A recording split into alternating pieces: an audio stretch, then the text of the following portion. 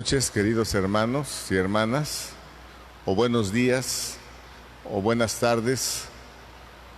Tengan un bendecido momento, sea la hora en que nos estemos encontrando, la hora que sea.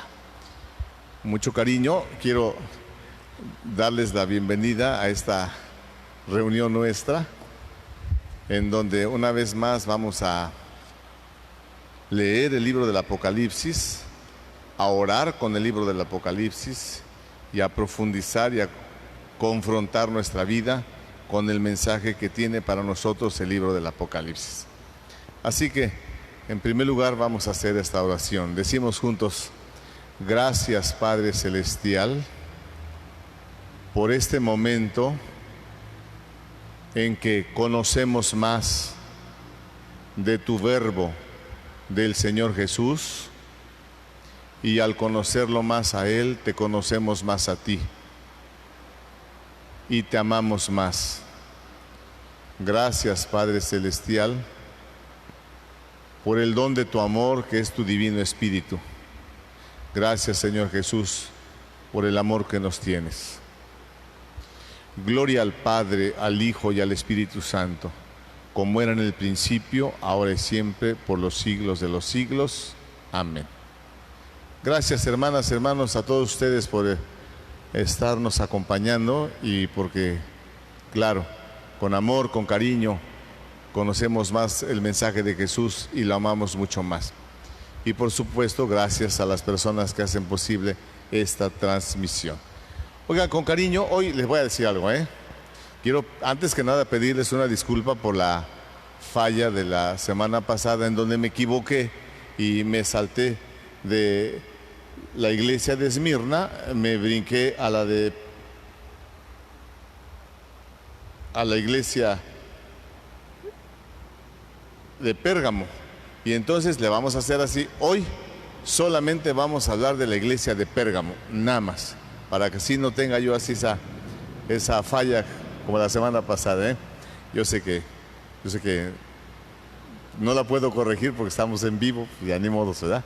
Bueno, y con mucho cariño, Por favor, abran su libro del Apocalipsis, en el capítulo 2, versos del 12 al 17, y conforme vamos leyendo, vamos comentando y vamos orando al mismo tiempo. Dice así, versículo 12, capítulo 2, dice así: escribe esto. Acuérdense, la estructura. Primero hay un mandato al ángel. El ángel es el encargado, el responsable de la iglesia. Está ubicada en Pérgamo. Fíjense bien, En Pérgamo había un lugar, y era un lugar importantísimo, de culto pagano. Entonces allí había un templo y había imágenes dedicadas al emperador romano. Los ciudadanos romanos, quienes se consideraran tales, tenían la obligación de honrar y de adorar y de venerar y dar culto al emperador romano. Pero acuérdense, el culto no solamente era que fueran y ya y sacrificaran e inmolaran carne a los dioses o a los ídolos, sino lo que conllevaba el culto. Entonces acuérdense de la prostitución sagrada, en donde había hombres y mujeres dedicados precisamente a ese tipo de cosas sexuales, en donde había un desenfreno. Entonces era la carne ofrecida, el comer esa carne y todo lo demás que eran las inmoralidades que tanto se criticaban. Entonces, fíjense bien, por eso, bueno, allí en esa ciudad de Pérgamo había un lugar, era un lugar importantísimo de culto pagano. Por esa razón dice así: así habla el que tiene la espada aguda de doble filo. ¿Quién es? Jesús. Y el simbolismo de la espada aguda de doble filo, es decir, estamos hablando de su palabra. La palabra de Jesús, que es una espada de doble filo, como la palabra de Dios, que penetra, rasga hasta lo más hondo, doble filo, corta. Y entonces, así habla el que tiene la espada aguda de doble filo, el Señor Jesús. Y dice así: sé dónde vives. Se refiere a la iglesia, a la comunidad de los discípulos. Dice: los conoce, importante. Sé dónde vives, dónde está el trono de Satanás.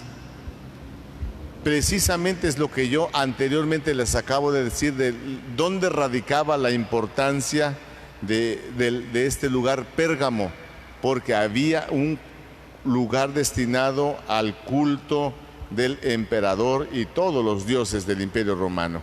Dice así: sé dónde vives, dónde está el trono de Satanás. Ahí van las flores, los valores, lo positivo. Pero te aferras firmemente a mi nombre, te aferras al nombre de Jesús, y no has renegado de tu fe, ni siquiera cuando mataron a Antipas, mi testigo fiel. ¿Quién era Antipas? Antipas era un obispo, era un encargado de allí, de esa iglesia, y bueno, que había sido ya martirizado, y por eso le hace esta alabanza el Señor a la ciudad, a los cristianos de Pérgamo. Dice: te aferras a mi nombre y no has renegado de tu fe, ni siquiera cuando mataron a Antipas, mi testigo fiel. Dice: allí donde vives, en esa tierra de Satanás. Otra vez, recalca, la tierra de Satanás, porque es la tierra de los falsos dioses, del falso culto. Entonces, por todo lo que significa Satanás, no solamente de la persona como tal, sino lo que implica mentira, falsedad, engaño, hechizo, trampa. Entonces, allí donde vive, en ese lugar, sí, fíjense bien, verso 14: pero tengo alguna cosa contra ti. Ahí les va su bañadita. Toleras a los que profesan la doctrina de Balaam. Otra vez, lo voy a volver a leer. Toleras a los que profesan la doctrina de Balaam, el que enseñó a Balac a hacer tropezar a los israelitas con la prostitución y las carnes sacrificadas a los ídolos. Entonces, toleras a los que profesan la doctrina de Balaam. Toleras a aquellos que aparentemente eran cristianos, pero también participaban del culto al emperador.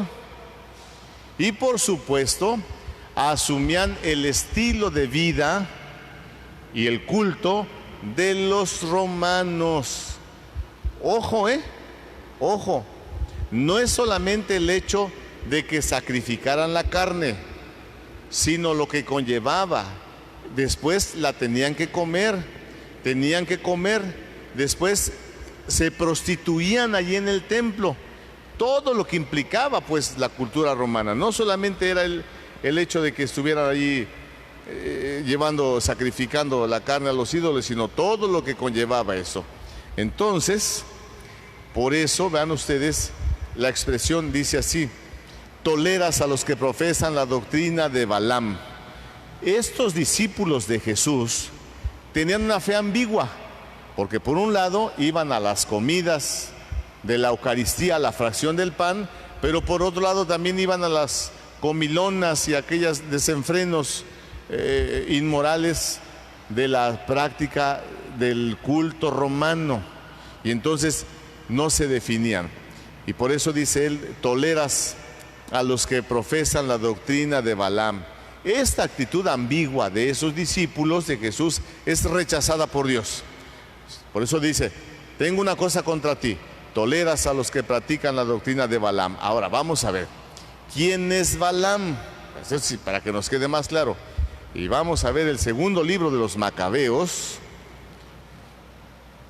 Vamos a ver, segundo libro de los Macabeos, si lo tienen, búsquenlo por favor.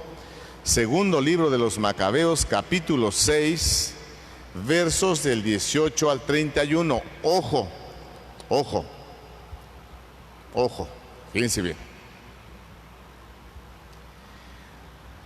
Voy a leer un poquito del martirio de Eleazar en este capítulo 6, versos del 18 al 31. del segundo libro de los Macabeos. Nada más un poquito.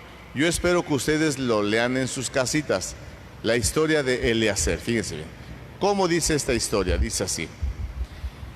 Eleazar era uno de los principales doctores de la ley, un hombre de edad y de noble aspecto. Quisieron abrirle la boca a la fuerza para hacerle comer carne de cerdo, pero prefirió una muerte gloriosa a una existencia vergonzosa y marchó voluntariamente al suplicio de la rueda. Escupió lo que tenía en la boca, tal como deben hacerlo los que tienen la valentía de rechazar lo que está prohibido antes de comérselo por apego a la vida. Ustedes pueden en su casa continuar con esta lectura.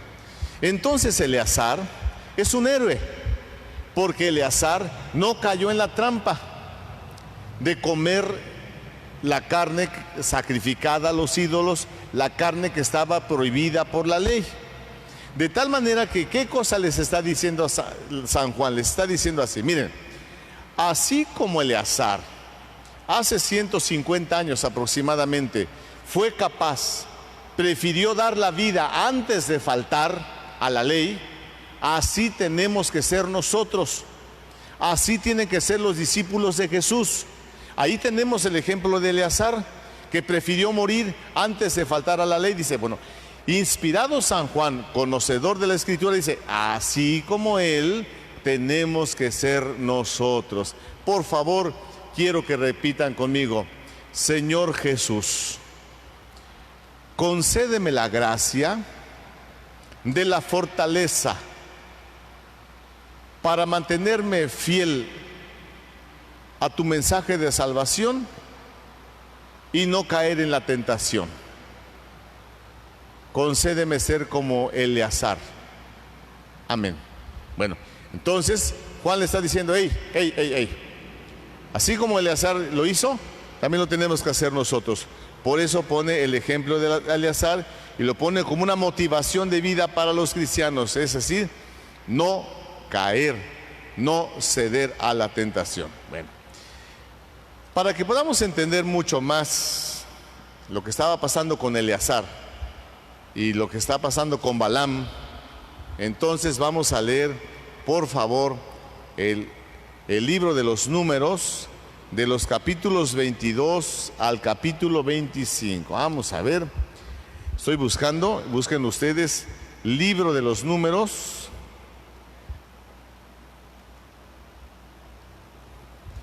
Vamos a ver, aquí lo tengo ya. Libro de los Números, de los capítulos 22 al 25. Vamos a ver, entonces, fíjense.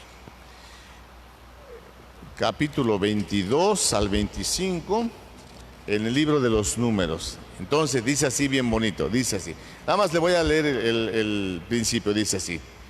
Historia de Balaam.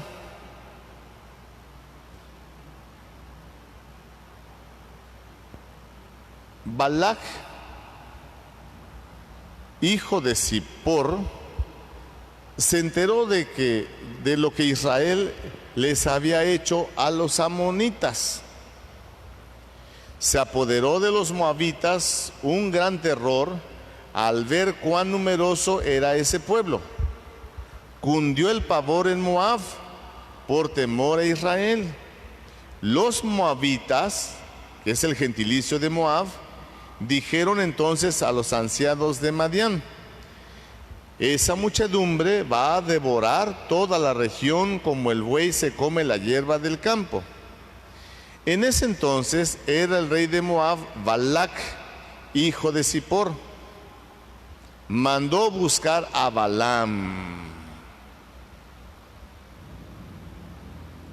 hijo de Ber, a Petor junto al río, en el territorio de los amonitas.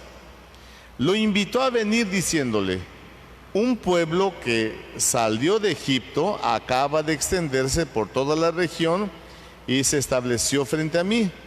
Ven pues por favor y maldice a ese pueblo porque es más poderoso que yo.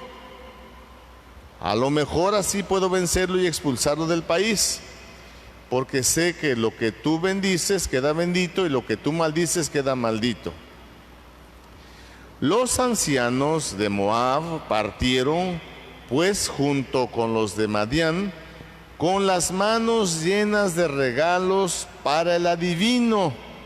Está la clave. Y llegaron a la casa de Balaam. Yo quiero pedirles que después ustedes en su casa den todo el capítulo 22, 23, 24 y 25 del libro de los Números. Bueno, ¿quién era Balaam? Era un adivino, cobraba por sus servicios. Balaam, el adivino, el brujo que cobraba por sus servicios, entonces fue contratado por Balac para maldecir al pueblo de Israel. Nada más que, lean la historia, tenía cierto interés, ya saben ustedes, pero el Señor no permitió que los maldijera, sino ponía en la boca de Balaam bendiciones para Israel. Entonces ustedes en su casita lean toda la historia, por favor, de Balaam, porque leyendo la historia de Balaam y la historia de Balac van a poder entender a lo que se refiere San Juan. Entonces dice así, total, Balaam es un falso profeta. Entonces, pero para poder entender a este Balaam, que es este brujo, y Balac es el rey y el pueblo es Moab. Esto es de verdad que nos va a ayudar muchísimo. Ahora bien, fíjense bien, ¿cuál es el contexto histórico en el que nos estamos moviendo? Estamos en el Antiguo Testamento, estamos hablando ahorita de Balaam, estamos hablando de Balac, muy en el Antiguo Testamento, pero cuando que lo retoma, por supuesto, lo retoma San Juan.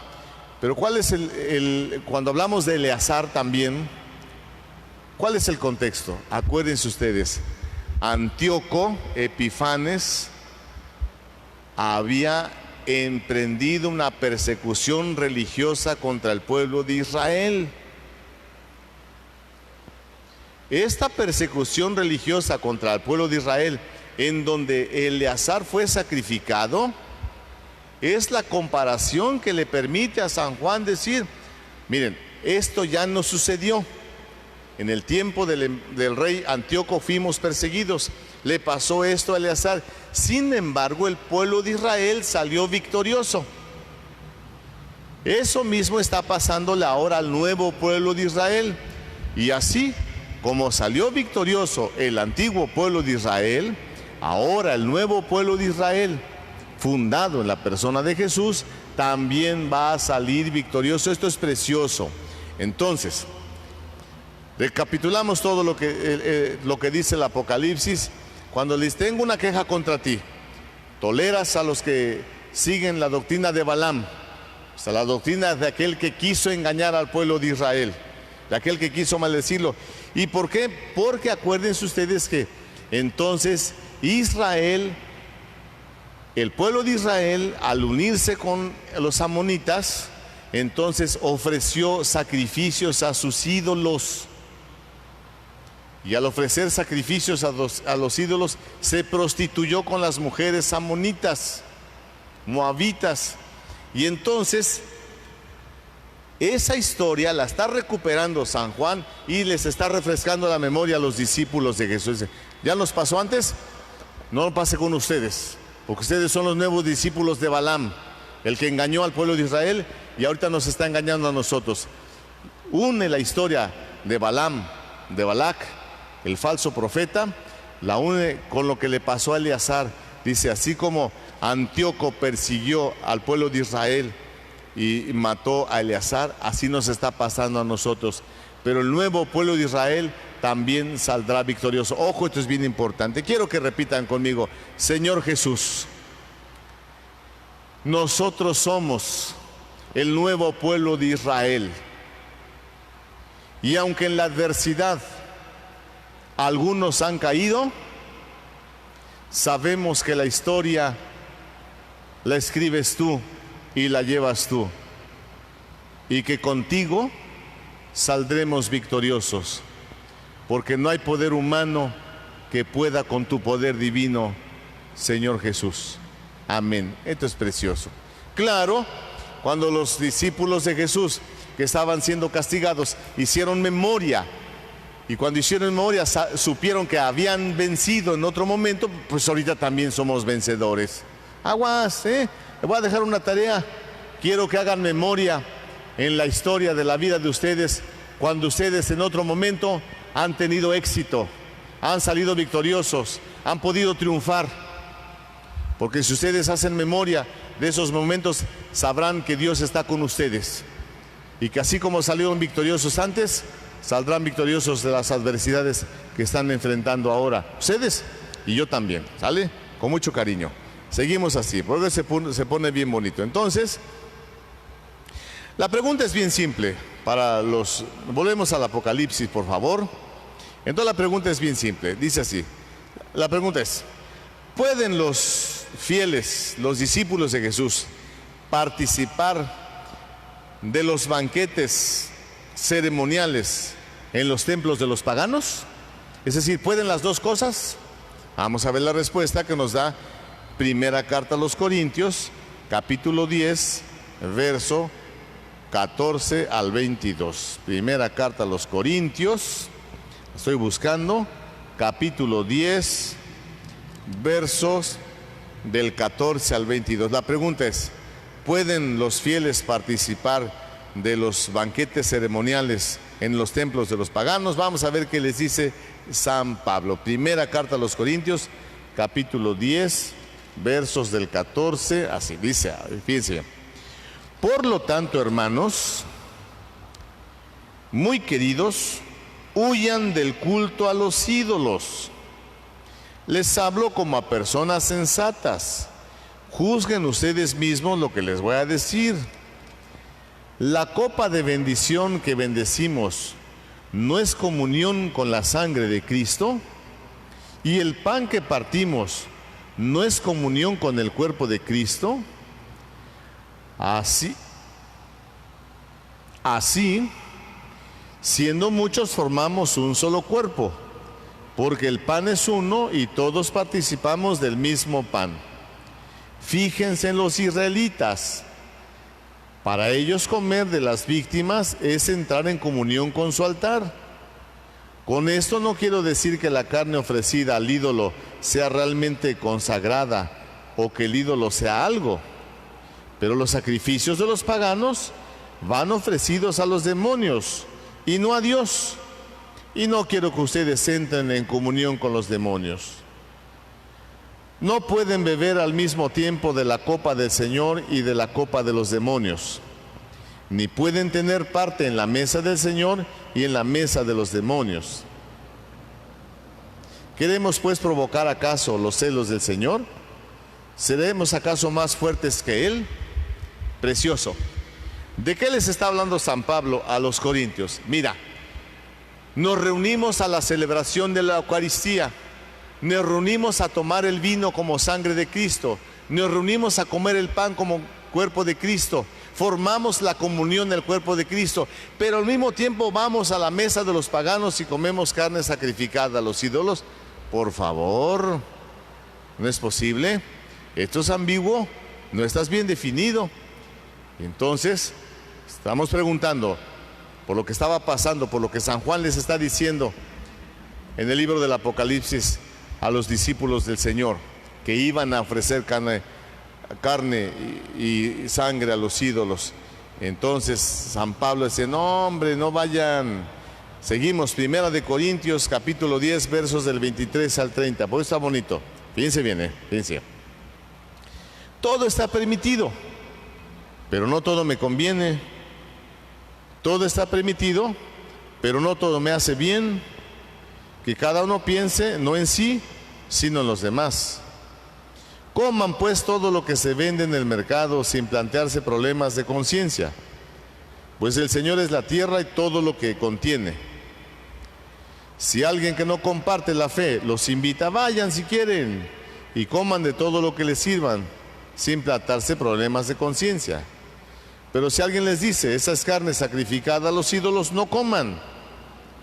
Piensen en el que les advirtió y respeten su conciencia. He dicho su conciencia y no la tuya. ¿Será conveniente que yo haga uso de mi libertad para atraerme los reproches de otra conciencia? ¿Será correcto que yo me beneficie de los dones de Dios y le dé gracias si va a ser mal interpretado? Por lo tanto, ya coman, beban o hagan lo que sea, háganlo todo para la gloria de Dios. No den escándalo ni a los judíos, ni a los griegos, ni a la iglesia de Dios.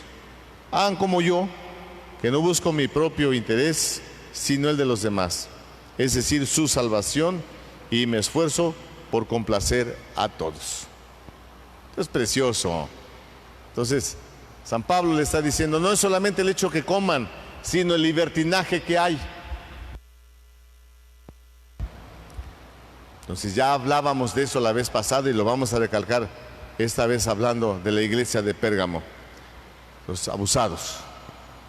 No se trata solamente del hecho de que coman, sino todo lo que hay detrás de la carne y de los sacrificios a los ídolos. Entonces, si le preguntáramos a San Pablo, ¿se puede? Pues no.